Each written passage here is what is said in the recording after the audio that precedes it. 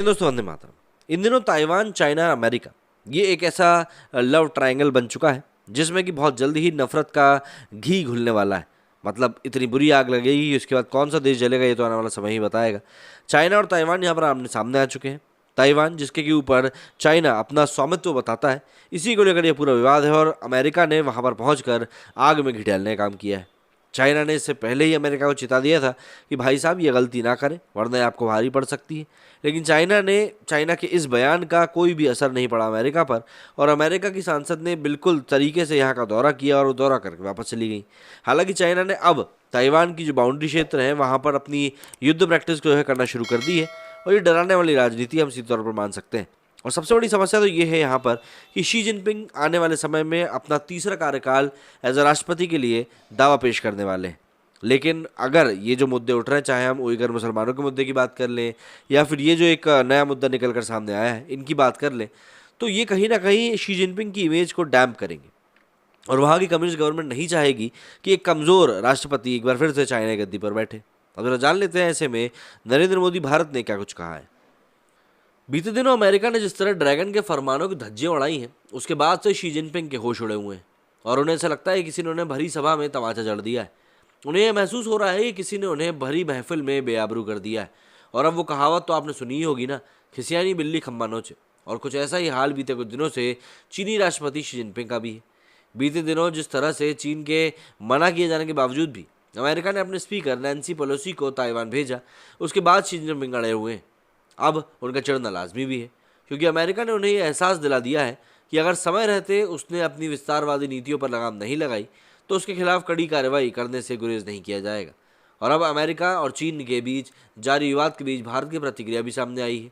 लेकिन ये प्रतिक्रिया उपरोक्त विवाद के संदर्भ में नहीं आई है। लेकिन जिस समय पर यह प्रतिक्रिया आई है वो वक्त और समय इस विषय की प्रासंगिकता को बढ़ावा देता हुआ दिखता है। दरअसल भारत ने अपनी प्रतिक्रिया में चीन को साफ चेता दिया कि वो लद्दाख की सीमाओं से लड़ाकू विमान को हटा ले।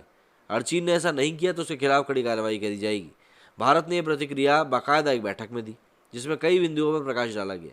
बैठक में बाकायदा भारतीय वायुसेना के कमांडर भी मौजूद रहे। ये बैठक मंगलवार को चुनचुरा मोल्डो में हुई। इस दौरान air chief marshal V R Chaudhari ने कहा कि एलएसी के पार सभी गतिविधियों पर विशेष नज़र रखी जा रही है। भारत की तरफ से लड़ाकू विमानों के तैनात किए जाने की खबर प्रकाश में आई है। भारत ने चीन के तमाम नापाक कदमों का मुंहतोड़ जवाब देने की भी तैयारी शुरू कर दी।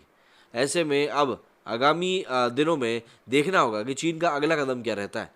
हालांकि अभी तक भारत की तरफ से दिए गए उपरोक्त बयान के बाद चीन की तरफ से कोई प्रतिक्रिया नहीं आई है। वहीं आपको बता दें कि बीते दिनों इस पूरे विवाद को लेकर पूरी दुनिया दो धड़े में बटी हुई नजर आई थी, जिसमें कि एक धड़ा चीन के पक्ष में नजर आया तो दूसरा धड़ा ताइवान के पक्ष में।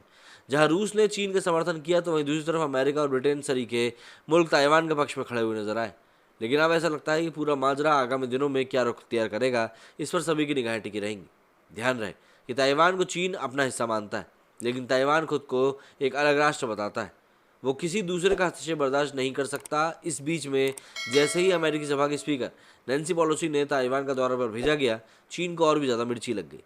25 साल बाद किसी अमेरिकी सभा के स्पीकर ने ताइवान दौरे का ऐलान किया था, जिसे लेकर अभी पूरी दुनिया में विवाद देखने को मिल रहा है। अगर हम बात करें तो मौके पर कई बार ताइवानी चीन द्वारा खुद पर हक जमाने का विरोध कर चुके हैं, लेकिन विश्व बिरादरी में भी बहुत कम ही ऐसे देश हैं जो ताइवान को एक अलग मुल्क मानते हैं। बहरहाल इस पूरे विवाद के बाद कई देश सामने आकर ताइवान को अलग मानने की पेशकश कर रहे हैं। इसके अलावा नैन्सी पेलोसी के दौरे को लेकर भी ताइवान में दो गुटों के लोग नजर आ रहे हैं। जहां कुछ लोग नैन्सी के दौरे की आलोचना कर रहे हैं तो वहीं अधिकतर लोग हैं जो उनके दौरे की तारीफ कर रहे हैं। अब ऐसे में ये पूरा विवाद आगामी दिनों में क्या रुख अख्तियार करता है, ये वाकई में एक बहुत बड़ी न्यूज़ बनने वाली है, क्योंकि अगर लड़ाई हुई तो ताइवानी भी पीछे नहीं हटने वाले, ही चाइना अच्छे से जानता है। मेरे स्टूडियो फिलहाल इतना ही। जय हिंद, जय भारत।